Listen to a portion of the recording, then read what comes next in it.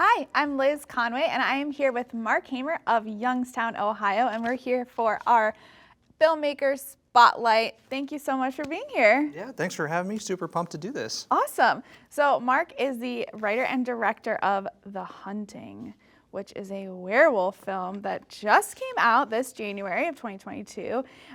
So let's start with you. Tell us about your background in filmmaking here in Northeast Ohio. Yeah, well, as you said, I'm originally from Youngstown, Ohio. Went to school in Athens.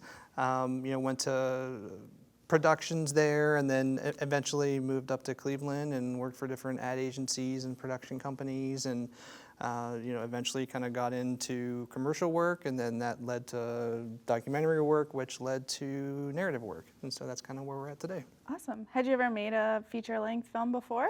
I've been a part of many features, but not as a director in that role. I've directed features on the documentary side and directed narrative commercials and that kind of thing, but a feature-length narrative, yeah, The Hunting is the first one. Great. Let's get into it. So tell us more about the film and how you got started on this project. Yeah. So it takes place in small town America, and we had to shoot it in Cleveland. When we started off the project, we knew we wanted to do something Cleveland-based with Cleveland people and like Cleveland crew, just because there's so many good things to offer here, and there's great talent, and there's great facilities like this, and there's you can get cameras, you can get lights, you can get anything you need, and fantastic locations, and so we have to do it here. So that was one of our goals going in, like, let's do a film and let's write it in a way that we can feature Cleveland. So I was driving through Manaway, and that's over on the east side, southeast side actually, and the town's beautiful. It's just a little gorgeous, little nestled kind of town. And I stopped into a local coffee shop called Restoration 44. The people in there were super cool.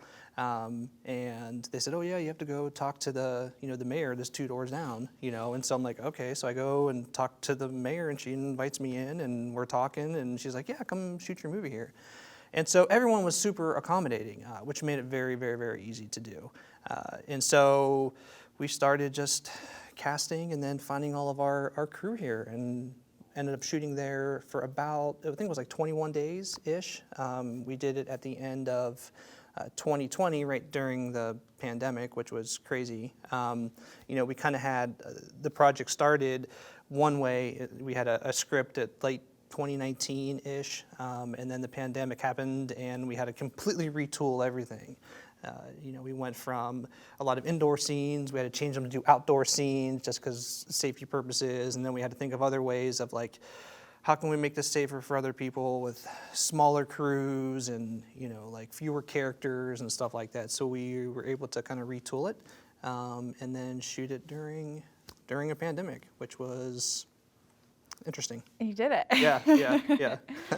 So tell me more about the cast. So some Clevelanders may recognize one of the main characters, played by Peyton Hillis, who was a former Browns player. So tell me about how former Browns player becomes lead actor in your feature film. Right. So a lot of things kind of had to happen, like for that to come to fruition. One of the main things, though, was like the character itself. So the character in the film is kind of like a more polarizing character, needed to have like that kind of physique, needed to be kind of like this bigger person, both personality and just size.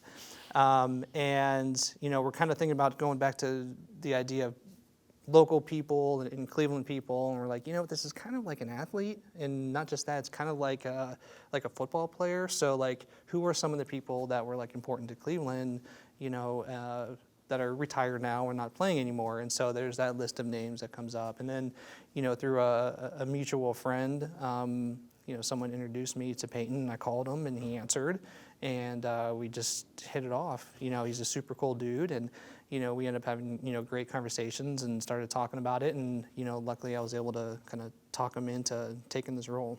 Had he ever done anything like this before? No, and that was the thing too. He was like, Mark, he's like, I don't think I've ever done anything like this before. And so, but he worked really, really hard. And just like he, like did on the field, like he was just all in. And we worked on some stuff over the summer, and he was able to do it. But no, like he's done a lot of things like in the commercial side, and of course he's always just performed as an athlete. But yeah, something different for him in a world like this. Yeah. Okay, I have to know. I've always been curious about this. When you're on the set of shooting a horror film, do you ever get scared? Never. No. It's not, like, because you're like as a director and you're thinking of so many other things, like you don't, it's hard to kind of like get caught up in anything like that. Yeah. And then plus you're also like looking at, you see like the behind the scenes of everything and like how it's, kind of made. And then the other part was like in particular with our film is, like it was a very friendly and like environment, so like in between takes, like, like people were laughing and having fun and, we're just enjoying doing it almost to the point where it's like, okay, enough fun, we're making horror. We have to come back, we have to bring it back. And then, it's like, okay, time to have fun again. Let's do it. So, it really wasn't, one of those situations.